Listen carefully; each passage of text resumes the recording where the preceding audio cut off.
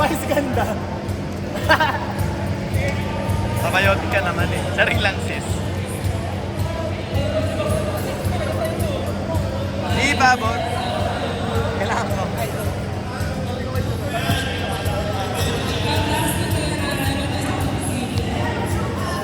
Kahit kayo man. Wala lahat sila naka-white na. Ikaw dapat yung mga kasi kayo na yung kanila. Biglang nagpalit. Ayan.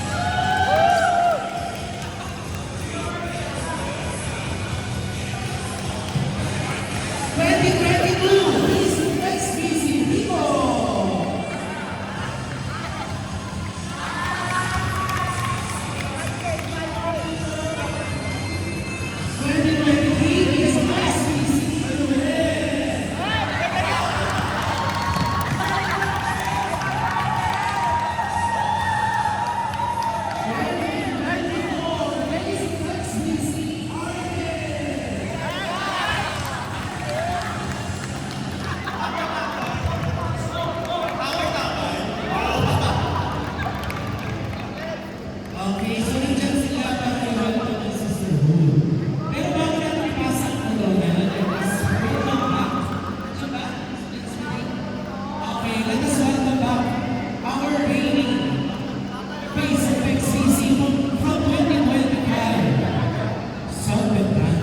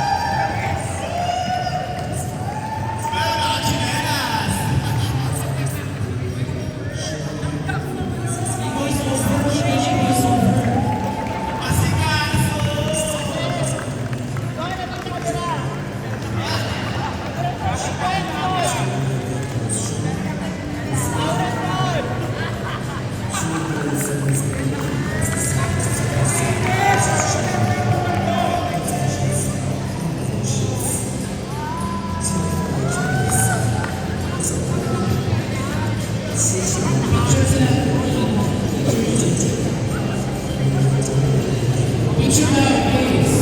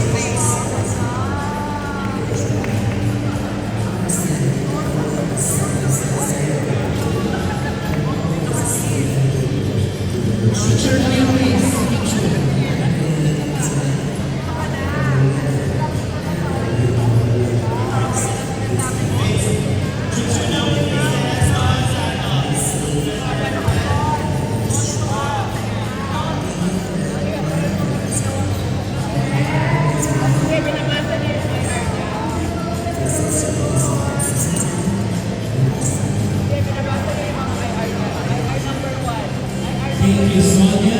Your reign will forever be remembered. With the good. Parang sumay. Let us welcome the nominees for Season 11. From Antipolo, Raymar.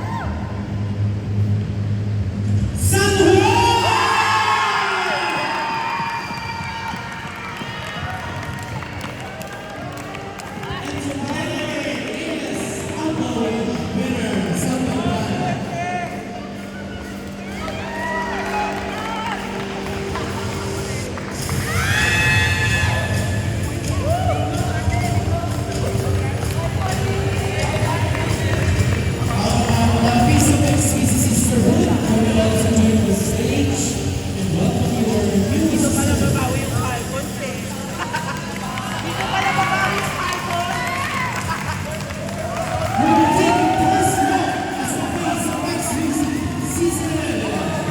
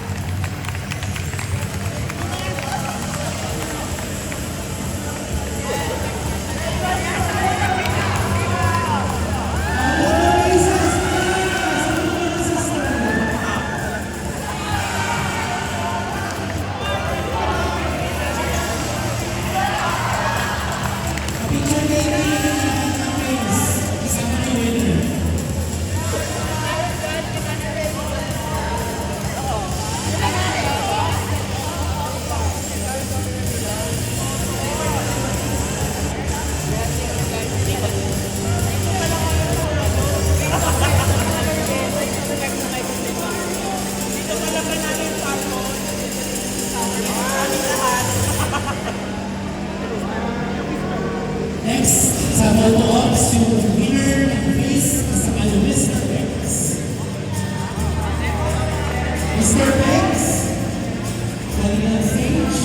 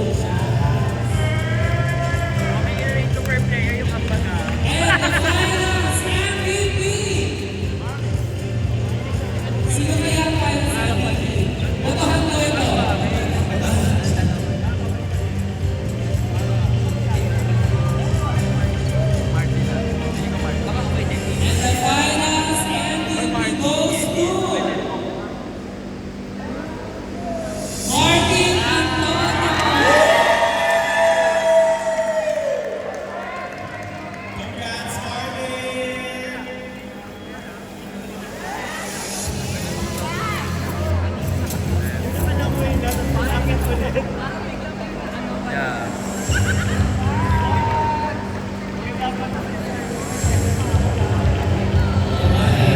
Thank you to our sponsors, Francisco Lo, Pagawad Pay, Cosmos Picture mo, everyone! Everyone in front, everyone in front. Picture tayo. Everyone in front. Let's see si Lord. Ikaw na lang bahala dyan magmano. Congratulations to the winners, to the awardees. Patain na nyo. Everyone, make sure. May binigay kayong phone?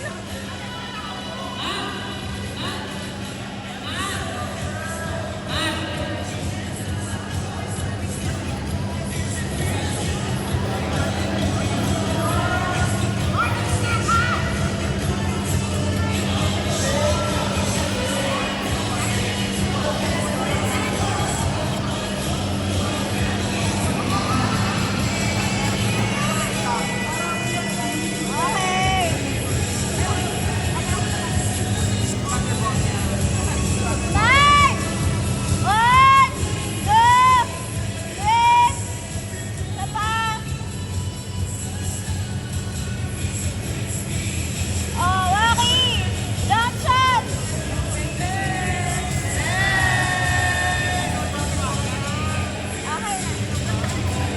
Kami dance na lang tayo. For the closing remarks naman.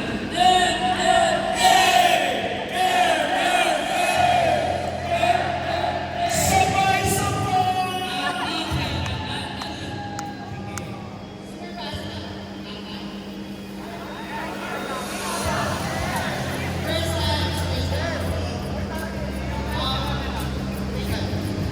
Good afternoon, everyone. I know you don't usually make this kind of speech, but it's a lot of fun. First and foremost, I'm glad to thank our Lord for guiding us throughout this season. We're able to be strong without any major injuries, and most importantly, everyone remained healthy and safe. For that, we're really grateful. I'd also like to extend our deepest gratitude to our major sponsors, Julius Rivera, AJ Otto of Cosmos Styles, Zephyr Francisco of Francisco Lover, Anthony Ang of Washington, Sean Schmidt of Shopee, and Logie Antonio of Palawan. Thank you for your generosity and unwavering support. Your contributions help me make this season possible.